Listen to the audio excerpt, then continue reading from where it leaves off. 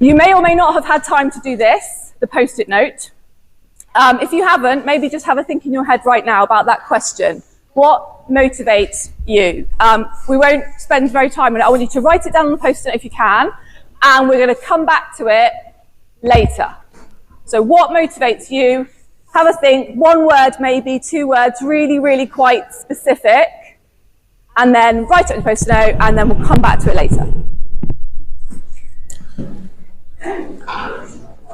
Okay, so as we normally do, we need to kind of remind ourselves where we are with the teaching and learning journey. So 2-3 years ago, when Sarah canvassed everybody, your choice, your real focus area that you felt we needed to work on was developing independent learners.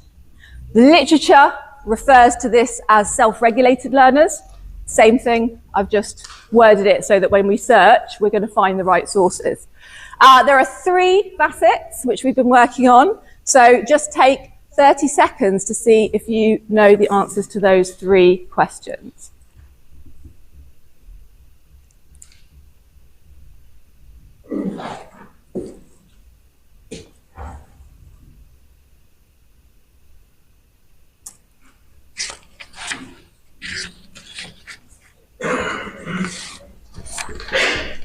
Okay, stop. So I'll say them verbally and then they'll be on the next slide. The other 2 are cognition and metacognition. So in Michaelmas, we focused on cognition, and in Lent, we focused on metacognition.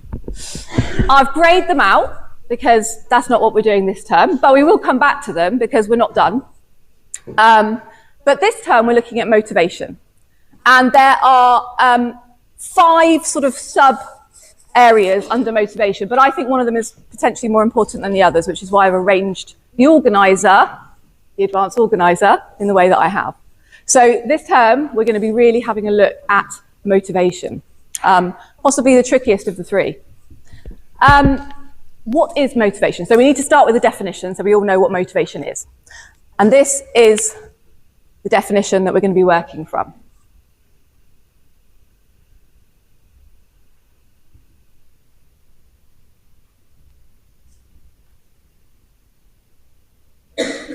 Okay, so I've put the words in blue because actually those are quite important. Unconscious, complex, invisible. Eek. Why on earth are we trying to do this? You might ask yourselves. Well, we're trying to do this because of the next bit, because it is a system for allocating attention and effort. And that is what we want. We want our pupils to allocate their attention and effort towards the opportunities that are going to lead to the greatest progress and learning for them. And so it is something we need to try to influence. A lot of what I'm going to present to you is based on or inspired by this book here. Peps McRae is the Dean for Ambition Institute. He is was a teacher as well. He's been doing educational research for a very long time. And he is the master of writing things that are concise. So this book you could probably read in 1 hour, 2 hours maybe. It's massive font. And he really gets down to the bare bones of things. I tried to order 25 copies, and when I clicked order, they only had 4 left, and I managed to get 10. So I'll get more, but I would like to have a lot for all of the schools to have available for them. So it's influenced by 3 things. Your past experience in life, the norms of the group that you find yourself in, and you find yourself in different groups for different lessons at different parts of school. So those group norms will be really influential, and your personal goals. So again, these are really big factors for motivation. So we ought to talk about why it's important, what are the benefits going to be for us if we do get this right. I think this could be something really important for teacher well-being and for pupil progress. And I think those are the 2 top things. So motivated pupils make more progress. I mean, that makes sense, but they do, and the evidence backs that up. It's also, if they're motivated, they're going to be looking to distract less. They're going to be looking to have a bit of banter less. They're going to be looking to cause trouble less. And therefore, they're going to be in a safer environment if we have motivated pupils. They're going to have far more self-confidence if they're motivated. And the well-being, and the picture over there is teachers and pupils because it's well-being of both. I recently, biology will know this, I recently covered another teacher's class who has an ASET. And I'm sure not all ASETs are like this, but I don't have any. And I came out at the end of the lesson, I walked around biology going, nobody talked over me, nobody made any silly noises, everybody did everything I asked, everybody answered my questions, we got through everything with 15 minutes to spare, I didn't have to deploy any behavioural strategies whatsoever. And they were like, yeah, some classes are like that. And I'm like, why don't I have any of those classes? And I taught a highly motivated class, and I said it was like therapy. It was therapy, you know. And so you may not have a class like that. You may have classes like that, but actually they're not all like that. And it is far, far better for teacher well-being if we don't have to constantly deploy behavioural strategies. So therefore it frees up bandwidth for responsive teaching. Responsive teaching is the crux of differentiation. It's not about making 10 different worksheets, it's about having enough bandwidth in your head to respond to the individual needs and support all of the pupils in your class to reach the same level and scaffold them to different extents. And for the pupils, they will then free up their bandwidth to do more effective thinking that leads to learning. So, it is therefore something that influences behaviour, learning, life chances of pupils, and satisfaction and well-being of teachers. Therefore, it is something we should be striving to influence. So have a think about this question. Think back to the do now activity as you entered and what you put on your post-it note. Think about whether you put success. I'll tell you what I put. I put competence, or the belief in future competence. If I believe I can, then I will. And actually, I'm a very motivated person across most domains, and I have this belief that I can do almost anything if I put my mind to it.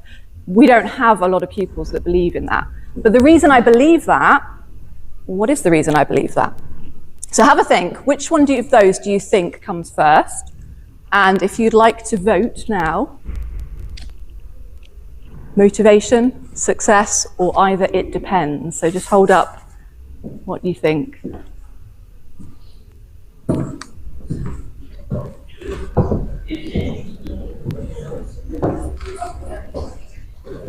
Okay. Interesting. Thank you very much, guys. Okay. So we've got a majority, I think, for number 3. And then we do have number 1s and number 2s as well. And I think maybe it depends on who you are, and it depends on what situation you find yourself in. But this is something. I've had several epiphanies frequently as a teacher. This is my latest one. Is sort of, oh my goodness, yes, this is really, really important. And it's domain specific. So you only have to look at members of my 11CF class on a hockey pitch or a rugby pitch compared to how they are in my classroom to know that their motivation is massively domain specific. It's where they believe they can that they put their effort into this. And this is across classrooms as well. So we need to influence this if we possibly can. This is what we've got. We've got 2 spirals in front of us. We've got success and we've got failure, and they are on very different pathways. I have been fortunate enough to have that personal belief in myself. I also have 2 children, as you guys know, and I think I've been very fortunate that, well, maybe not for them, but in terms of me being a more better CPD leader and empathetic teacher, I have one child who's on this side of the chasm who believes they can do anything and therefore is the most motivated child in the world. And I have one child on this side of the chasm who has never really had any academic success, who wasn't diagnosed with ADHD until they were 13, and therefore was always labelled as the disruptive child, and so they don't believe they can, and so they are unmotivated. And so I've got a few little images coming up, and have a look at each one and have a think about what kind of child would fit that image.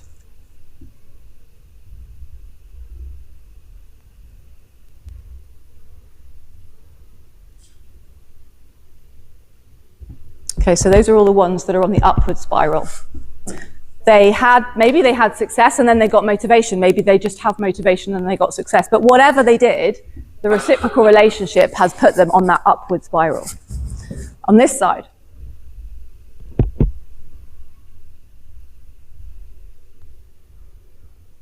and perhaps the worst one. So there are some students on this side that really don't want to be there and are aware they don't want to be there and trying to get out. There are some students on this side that just, I just can't do it. They've just had too much of that past experience. There are some who are actively self-destructing in terms of their success and their progress, and that is because of what they've experienced in the past. So what we need to do as teachers is bridge the gap. We need to get them over to the other side. And that is possible. And I think the way to do it is to try to give them a sense of success, but not just success that links to their own effort. It's got to be something that they've linked to an effort that they've made.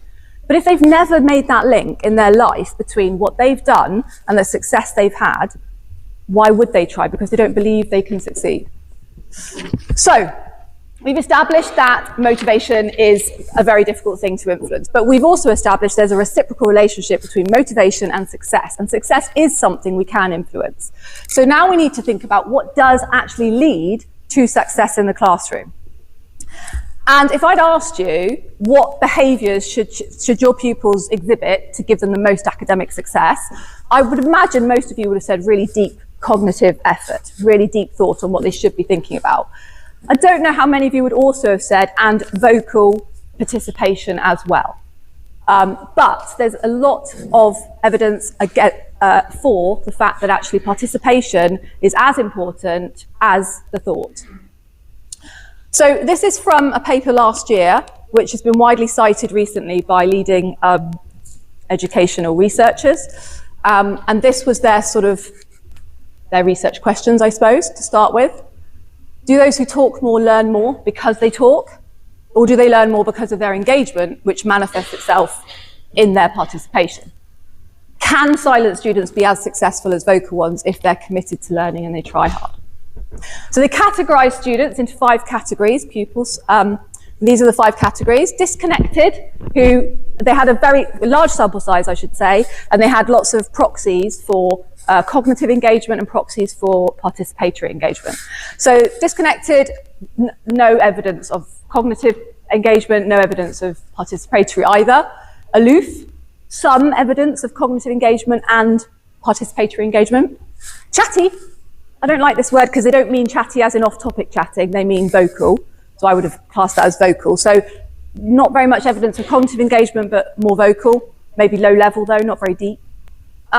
Diligent, very high evidence of cognitive engagement, but low of vocal. And eager. Now, if I asked you guys to put those in order as to the outcomes that they found when they tested the learning of these pupils, I wonder where you would put them. Maybe we would all potentially put one at the top end and one at the bottom end, but what happens in the middle? These were their results.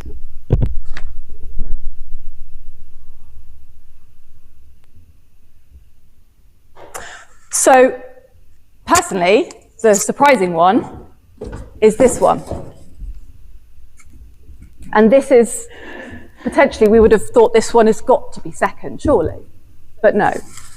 So the students that were really cognitively engaged but weren't participating actually didn't have the best outcomes. And this is just one study, obviously, but there are lots of, they've cited lots of studies, there's been lots of other work done on this. So those of us that went to the TNL Summit saw Doug Lamothe speak on participation. It was a big theme that ran through the entire summit. Each axis on this graph represents the ratio, that is the proportion of pupils in the lesson that are thinking or participating. Crickets is hardly any. If you're on biology, we've got crickets, and you sit there now and again, but very rarely, and they're not really saying very much, and it doesn't really mean, well, it probably means a lot to them, but the analogy is there. You might also call this tumbleweed, potentially, with a few crickets. Shallow land on the right-hand side here is quite broad. The shallow land is not, they're not really thinking very deeply, but there's quite a range of participation here. You can get up to quite high participation. but maybe there's not a great deal of thought. Shallow land has its benefits, though, in terms of hopefully getting a bit of success to move up. But really, we want to be in the green. We want to be in maximal learning. And what we're going to be focusing on this term is going to get us to that green part. So that was so that I could get to this. This is the fundamental principle that we are, I suppose, acting by this term and moving forwards. If we believe that the best outcomes for learning come when all pupils, ratio, think hard and participate, and this is upheld by evidence and experience, then we're obliged to do certain things. Firstly, we are obliged to ensure that there is equity of participation in our classrooms. It is not up to the pupils. It is not up to them to try and participate. It is up to us to run our rooms so that they all have regular opportunities for quality participation. And there are ways to do that. And we've got to provide loving accountability for that participation. We've got to expect them to participate when they are given the opportunity. We've got to communicate to them explicitly and regularly. So this is why I expect you to participate. This is the benefits for you. It is because it is best for your learning. And we need to communicate to them that if they do opt out, it will result in inferior learning. Now, I know we have students who've red cards, etc. That is absolutely, individual cases are different. But majority, this is going to be the best for their learning. But here, we should hold them to account in a supportive and caring way. If we do what we're planning this term, then they will be held to account, but they won't feel exposed, and they won't feel anxious, and they will feel prepared, and they will feel ready, and they will feel confident, and they won't feel mocked, and they won't feel that they're not safe. And so this is what we're going to be doing.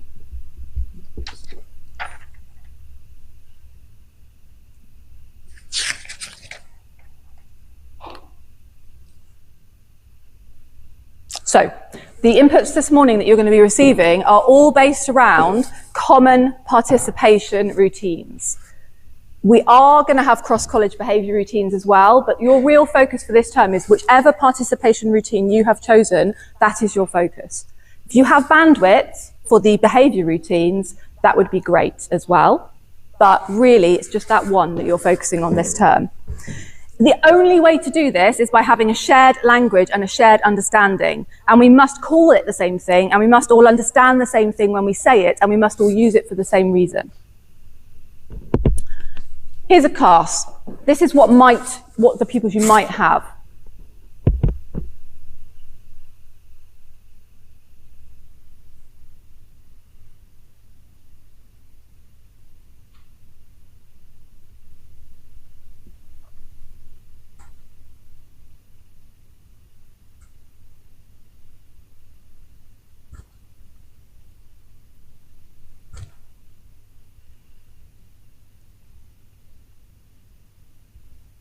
Okay, that's just a selection. I'm sure you can think of many, many more. But this is what they're bringing. And it was interesting what Mel said in chapel yesterday and what Ruth said yesterday when she delivered her part in the safeguarding, is they both gave quotes to do with the fact that the pupils are all bringing something different to the classroom and that they wish the teachers understood this. Now, it's very difficult for us to understand the depth of what all the pupils are bringing to the classroom. However, if we run our classrooms in an equitable way, we are going to be covering a lot of that anyway. We're going to be making all of them feel safe. And so this is something to consider. This is quite an important one. I have a tendency to be very like, oh, if you like, this would be really good. I don't, but actually I really do feel strongly about this, that yes, there is a need, and it does apply to all teachers, regardless of age, stage, regardless of experience, regardless of anything. I probably watch the most lessons of any teacher in this school. I'm always watching lessons. So I think I have a good representative sample. And plus, when I walk into a classroom, the kids don't turn around and go, whoa, it's Dr. Ogby, we better behave. They don't. They carry on behaving exactly as they were before. So I think I see quite an accurate picture as well. And yes, there is a need. We are a community, we are an interdependent community, we are an ecosystem, we have links, and this isn't just teachers, this is pupils as well. And so what we do collectively amplifies, and what we do individually interferes. And And even if, I think the most dangerous things for you to be thinking right now are, I don't need to do this, this doesn't apply to me, or I already do this. I would challenge you to really think deeply about that, because even if you are 100% sure you don't need to do this and it doesn't apply to you, then you'll be letting your colleague down who teaches down the corridor if you don't do it. Also, if we all do it together, there'll be less effort individually because it will be a collective effort. We'll be creating the norms for Clifton College's learning environment and teaching and learning. And the pupils will know when they walk into classrooms across the year group, as they move up from the pre-prep to the prep to the upper school, they'll be like, oh yeah, okay. This is Clifton College learning. This is good learning. This teacher believes the same thing as this teacher.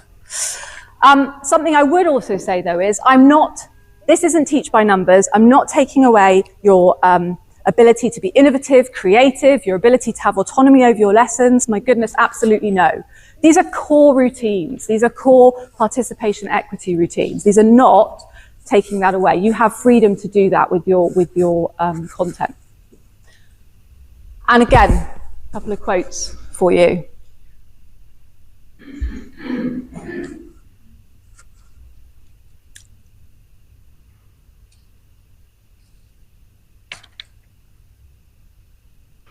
Okay. So we are hopefully going to be very successful ourselves in creating the conditions that are required for success. And that is having routines. Running routines is one of the things. Building belonging, boosting buy-in, and nudging norms are the others, but we can't do everything. We need to deploy them and we need to run them with fidelity and use them for the same purpose. And it's not me that's chosen it. I have a group of instructional coaches, as you know. We've collectively talked about all of these routines and we've come up with the ones that we believe are going to have, the ones we should start with, 101 for participation and equity. And we have 3 behavioural routines, again, which you may not have the bandwidth for, but they're in the booklet. And 3 procedural routines, which you are going to focus on after I've finished. And they are all based on these, which we have, us instructional coaches are being trained ourselves by Matt Stone, who works with Tom Sherrington on walkthroughs. Now, these are being used by hundreds of schools globally, maybe probably thousands of schools globally. These are creating a shared language regarding what we do in the classroom. They provide granular, actionable, specific focus for what to work on. And in a minute, I'm sure you'll see, but myself and the other instructional coaches, we are experienced teachers. And yet every time we delve into one of these, we're like, oh my goodness, wasn't doing that step. I had something in that step which wasn't quite right, and that's why that's happening. So if you really do engage with this, these are massively, massively helpful things. And that is what you're going to be delving into with your instructional coach in the following sessions. So the 3 behavioural routines, which are in your booklets under subtopic 1, which confusingly is after your training input, which is 2. But all I've done for these, because like I said, you may not have the bandwidth for these, all I've done for these is done 1 double page on each routine. So if you're like, do you know what? Yes, I'd like to look at those. Then that is something that we should all be working on now and in the future. Signal, pause, insist, again, is probably the most crucial in the whole of the books. It is gaining the attention of the whole class without going, guys, can everybody listen? And then it is not carrying on talking unless you have got all their attention. So that's, again, very briefly, that's that one. Front loading, again, I know we've codified these, but that's so that we can all use the same language.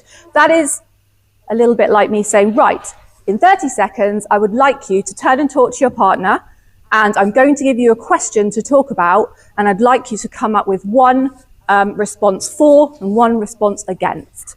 Okay? Ready? Go. So what I did there, well, not go. Okay, ready? Here's the question, then go. So what I did there was I front-loaded my directions before I got them to do anything, so that they were absolutely clear about what they had to do. The means of participation was without doubt for all of them. And those slow processors and those kids that struggle to to focus are going to really be benefiting from that. And then the third behavioural routine is getting lessons started. First 5 minutes of your lesson is the most important 5 minutes of your lesson. And there is a really, really excellent breakdown of a stepwise routine for that. And if we're all doing it, that's going to happen in every classroom. You're going to have to expend less effort because they know every teacher thinks the first 5 minutes of the lesson is really important. Anyway, those are your behavioural routines. They're going to be ongoing for a long time. If you don't have the bandwidth, don't worry about those. So what you're going to be doing next with your instructional coaches is you're going to be actually delving really deeply into your chosen procedural routine. And so this is like, you know, when you get up in the morning and you have your embedded routines for showering and dressing, and you don't have to think about it too much because it's there, okay? These are the procedural routines that we're trying to get into place. Now, again, they have names. Don't worry about the names. The first one is strategic questioning that involves the whole class. The second one is maximizing pair talk. And the third one is getting a response from all pupils at the same time. That's what they are. They're broken down into these really handy sub-steps, and you'll be able to work on each one. And even on the last coaching training day, I found that I was doing one of the steps. I hadn't deployed it with fidelity. And I was like, right, I'm going to have to change the kind of question I asked because I was doing that for a different reason. So if instructional coaches wouldn't mind just standing up for me if I expose you.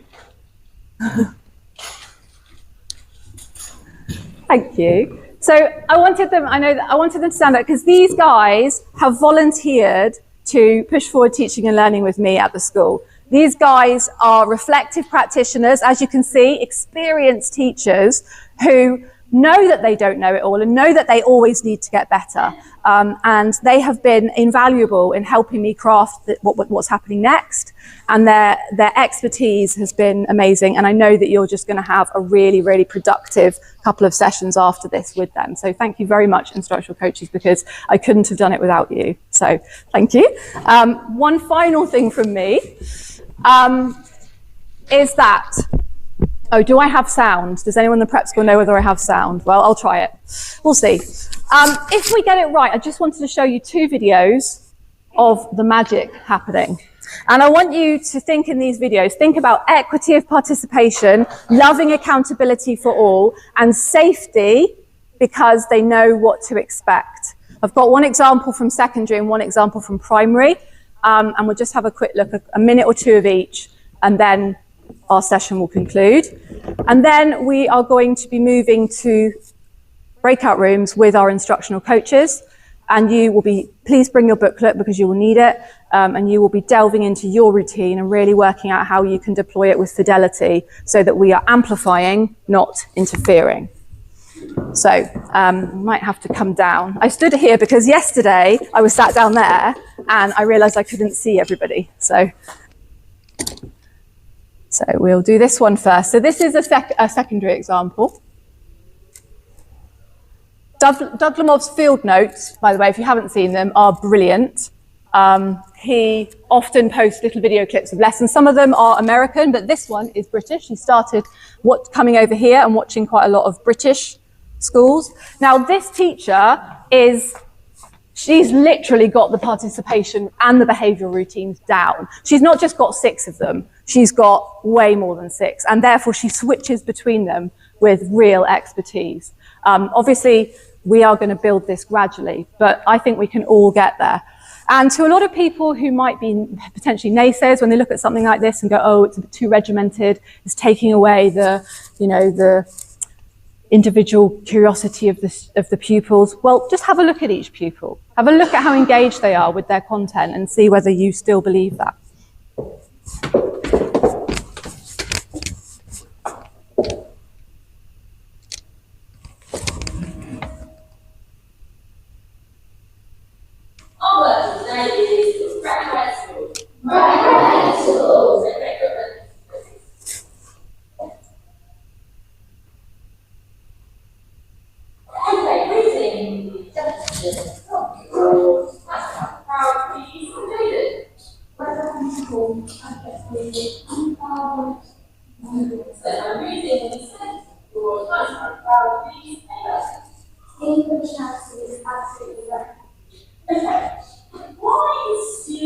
non-profit charity represents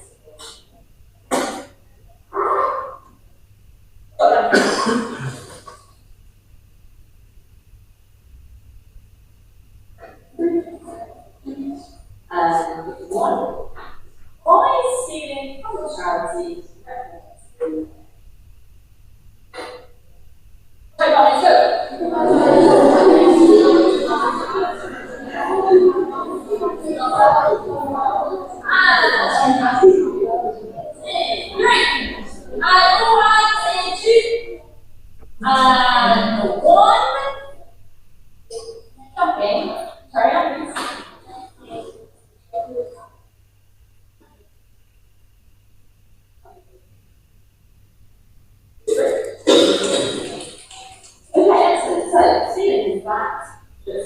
Charity is reprehensible. Right, second question. Think back to this week's lessons. What does a partner do that is reprehensible?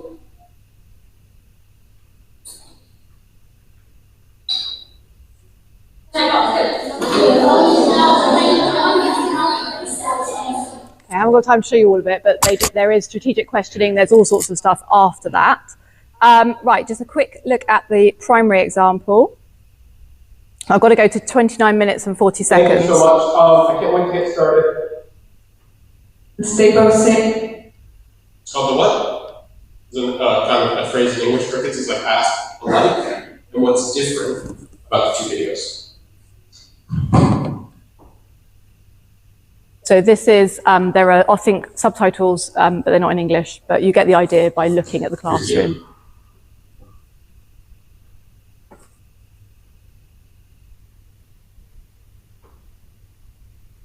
We've got 4 names, this on each side, who says how tall they are, okay? 28. Spot is red is and that is when the person says write the name of the dogs in increasing order of height. Increasing means getting so we need to start with the smallest one first. We will apply.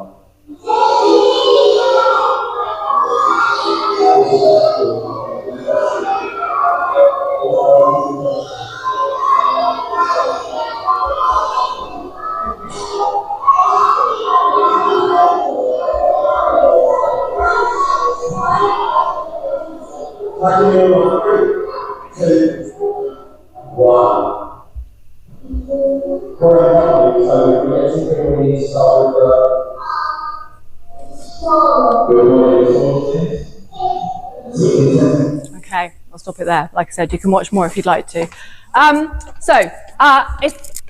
Now we could find our instructional coach with our booklet and go to the room and really get to grips with the procedural routine that you have chosen this term. Thank you very much.